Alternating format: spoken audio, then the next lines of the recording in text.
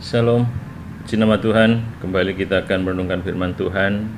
Dalam kesempatan kali ini kita akan berdoa terlebih dahulu. Mari kita berdoa. Bapa Surgawi, bersyukur untuk kebaikan-Mu yang terus-menerus Engkau nyatakan dalam kehidupan setiap kami. Saat ini kami mau merenungkan firman-Mu. Roh Kudus yang akan pimpin perenungan firman Tuhan. Pimpin hamba-Mu yang akan menyampaikan, juga setiap kami, anak-anak-Mu yang akan ambil bagian dalam perenungan firman Tuhan dalam kesempatan kali ini.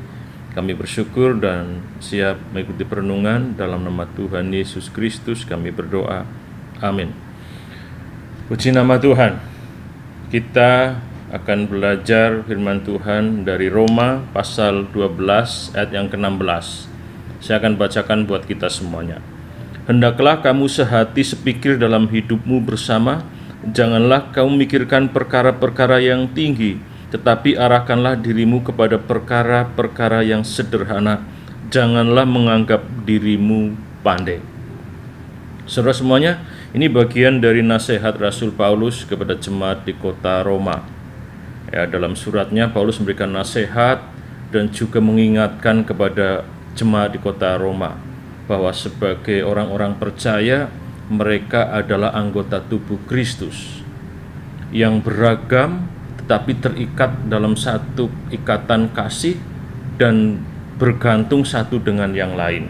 Kalau kita lihat dalam ayat-ayat sebelumnya, Rasul Paulus menggambarkan bagaimana hubungan antara anggota jemaat, antara anggota dalam persekutuan sebagai orang percaya digambarkan seperti tubuh. Anggota tubuhnya banyak tapi satu tubuh. Anggota tubuhnya beragam, fungsinya juga beragam tapi satu tubuh. Dalam suratnya kepada jemaat di Korintus juga Rasul Paulus serupa, memberikan gambaran tentang orang percaya itu sebagai tubuh Kristus, satu tubuh yang memang terdiri dari keragaman tetapi terikat dalam satu ikatan kasih Kristus dan bergantung satu dengan yang lain. Nasihat ini juga berlaku bagi kita semuanya. Kita orang-orang percaya harusnya menyadari bahwa kita adalah satu tubuh di dalam Kristus. Kita memang berbeda, peran kita juga berbeda. Apa yang Tuhan percayakan kepada kita juga berbeda. Tapi sebagai anggota tubuh Kristus harusnya kita menyadari bahwa kita ada dalam satu ikatan dan satu dengan yang lain saling ketergantungan. Seperti anggota tubuh yang terikat dalam satu ikatan yang disebut tubuh, nggak bisa melepaskan diri, dan satu dengan yang lain saling bergantung, walaupun peran dan fungsinya berbeda-beda. Saudara, dari ayat ini kita belajar bagaimana sikap kita sebagai orang percaya yang menyadari bahwa kita adalah satu tubuh dalam Kristus. Bagaimana sikap kita sebagai anggota tubuh Kristus, baik dalam konteks persekutuan, dalam konteks berjemaat di gereja lokal, ataupun dalam konteks keluarga. Kita adalah satu tubuh dalam Kristus. Ada beberapa hal yang akan kita pelajari. Perenungan siang hari ini saya berikan judul menjadi anggota tubuh Kristus. Seperti apa sikap kita menjadi anggota tubuh Kristus? Perenungan kita akan sama-sama belajar. Ada 3K yang mau saya sampaikan.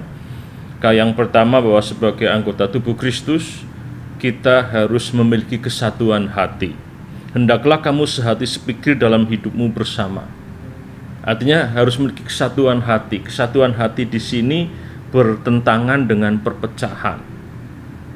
Yang mau disampaikan bahwa sebagai anggota tubuh Kristus kita menyadari bahwa kita adalah satu tubuh Kristus, hati kita harusnya sama. Dan kita harus menghindari yang namanya perpecahan. Walaupun tadi disampaikan, dalam satu tubuh terdiri dari berbagai anggota. Peran dan fungsinya berbeda. Dalam persekutuan, misalkan dalam gereja lokal, kita berbeda. Pikiran kita, ide kita, pembawaan kita, gaya kepribadian kita kita memang berbeda. Bahkan peran kita di dalam berjemaat, dalam bersekutu, juga dalam konteks keluarga pun berbeda. Suami dengan istri pembawaannya berbeda, karakter, gaya kepribadiannya berbeda. Anak dua juga berbeda. Tetapi sebagai anggota tubuh Kristus kita harus memiliki yang pertama itu kesatuan hati. Hati kita harus sama, satu di dalam Kristus. Yang kedua adalah kerendahan hati. Jadi yang kedua adalah kerendahan hati. Sebagai anggota tubuh Kristus, kita harus memiliki kerendahan hati. Dikatakan, janganlah kau memikirkan perkara-perkara yang tinggi, tetapi arahkanlah dirimu pada perkara-perkara yang rendah, yang sederhana. Dalam terjemahan yang lain, janganlah kau memikirkan perkara-perkara yang lebih tinggi, itu diterjemahkan, janganlah kamu tinggi hati, tetapi arahkanlah pada hal-hal yang sederhana, pada orang-orang yang sederhana. Bahkan ada yang menerjemahkan, janganlah kamu sombong, tetapi bergaulah dengan orang-orang yang rendah. Ya, jadi dalam persekutuan sebagai anggota tubuh Kristus, kita harus memiliki yang kedua, namanya kerendahan hati. Jangan berpikir terlalu tinggi tentang diri kita, dan sebaliknya kita menganggap rendah orang lain. Di sini katakan jangan sombong, jangan tinggi hati, tapi bergaulah dengan orang-orang yang rendah, orang-orang yang sederhana. Jadi kita sebagai anggota tubuh Kristus memiliki kerendahan hati. Lawan kerendahan hati tentunya sombong. Makanya dalam terjemahan lain dikatakan jangan sombong, jangan tinggi hati. Bapak Saudara, kesombongan atau tinggi hati sering muncul karena seseorang berpikir terlalu tinggi tentang dirinya atau berpikir lebih tentang dirinya. Itu kenapa orang akhirnya menjadi tinggi hati atau sombong. Seperti orang yang sedang berkaca. Ya, Bapak Ibu Saudara pasti tiap hari melihat cermin berkaca. Itu ya, anak-anak muda juga seperti itu. Ya, ketika anak muda atau ketika kita berkaca, kadang-kadang di depan kaca kita merasa paling udah cakep, udah cantik, udah ganteng. Ya, dengan bergaya ya kiri kanan, wah udah melihat, saya udah ganteng sekali. Padahal orang lain melihat ya biasa-biasa saja. Tapi ketika kita berkaca, kita merasa sudah sempurna, sudah ganteng sekali, sudah cantik sekali. Ya, semuanya dilihat dari kepala sampai kaki, ya, sepatu semuanya dilihatin, ya. Merasa lebih dari yang lain. Padahal orang lain melihat biasa-biasa saja. Jadi kadang-kadang itu muncul dalam diri kita, kita merasa lebih. Padahal orang lihat biasa-biasa saja loh, tapi perasaan kita lebih, berpikir lebih tentang diri kita, itu membuat kita menjadi tinggi hati, membuat kita sombong. Dalam persekutuan, dalam kehidupan berjemaat, dalam keluarga, kita nggak boleh memiliki rasa sombong atau tinggi hati, sikap sombong atau sikap tinggi hati. Tapi sebaliknya kita harus memiliki kerendahan hati. Itu yang kedua. Yang ketiga adalah kelapangan hati. Dikatakan janganlah menganggap dirimu pandai. Yang ketiga, kita harus memiliki kelapangan hati. Orang yang lapang hati adalah orang yang mau menerima masukan, bahkan menerima koreksi dari yang lain. Hatinya lapang, bisa menerima ide-ide, mau mendengar. Dan orang yang merasa pandai, merasa paling pinter, terkadang nggak bisa itu. Orang yang merasa paling pinter atau merasa paling pandai sulit untuk menerima masukan, apalagi kritikan dan koreksi. Kenapa? Karena menganggap pandai. Orang yang merasa paling pandai terkadang nggak bisa menerima, nggak memiliki kelapangan hati.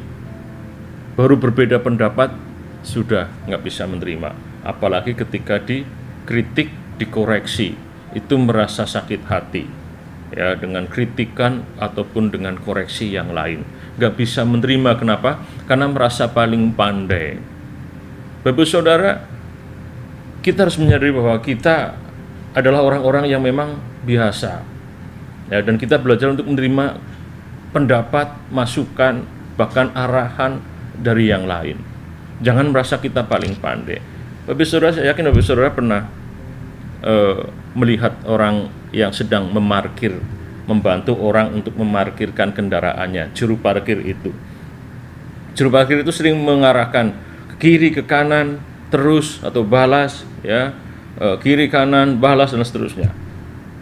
Dan orang yang membawa kendaraan itu akan ngikutin apa yang disampaikan oleh juru parkir itu. Yang membawa kendaraan itu atau yang sedang menyopir nggak pernah mengatakan, nggak pernah protes pada juru parkir itu, "Bapak, emang kamu bisa bawa mobil ngajarin kiri kanan, kan saya lebih bisa, saya lebih pintar, saya lebih tahu." Pasti enggak, pasti dia ikutin, walaupun tahu yang mengarahkan itu juga nggak bisa membawa kendaraan, nggak bisa nyetir, nggak bisa bawa mobil. Tapi orang yang sudah bisa bawa mobil puluhan tahun, ya, itu tetap ngikutin apa yang disampaikan oleh juru parkir yang tidak bisa membawa mobil. Saudara, kadang kita nggak seperti itu. Kita merasa pandai, merasa paling pinter, ada masukan, ada arahan, ya, bahkan ada koreksi, kita nggak mau terima. Nggak punya kelapangan hati. Dalam persekutuan, dalam berjemaat, bahkan dalam keluarga, kadang-kadang kita merasa paling tahu. Padahal kita harus sadar ada titik-titik di mana kita nggak bisa melihat. Dan kita butuh orang lain untuk menunjukkan itu. Dan ketika orang menunjukkan itu, harusnya kita punya kelapangan hati. Kita mau menerima itu. Jangan merasa paling pandai, jangan merasa lebih pandai, jangan merasa tahu segala-galanya. Karena sebenarnya ada sesuatu yang kita memang tidak bisa melihat dan kita tidak tahu. Dan orang melihat itu. Orang memberitahu kepada kita, kasih masukan kepada kita, bahkan mengoreksi kita, kita harusnya terima itu dengan kelapangan hati. Jadi sebagai anggota tubuh Kristus, kita harus memiliki 3K. Yang pertama adalah kesatuan hati, yang kedua kerendahan hati, dan yang ketiga adalah kelapangan hati. Baik dalam konteks persekutuan, dalam konteks berjemaat, juga dalam konteks berkeluarga, kita harus punya kesatuan hati, punya kerendahan hati, dan punya kelapangan hati. Tuhan berkati kita semuanya. Kita berdoa. Kami bersyukur Tuhan untuk kebaikan-Mu. Kami sudah merenungkan firman, Roh Kudus yang akan terus bekerja, berkarya, memampukan kami untuk dapat memahami apa yang menjadi nasihat Tuhan bagi kami. Kami bersyukur Tuhan dalam nama Tuhan Yesus. Amin.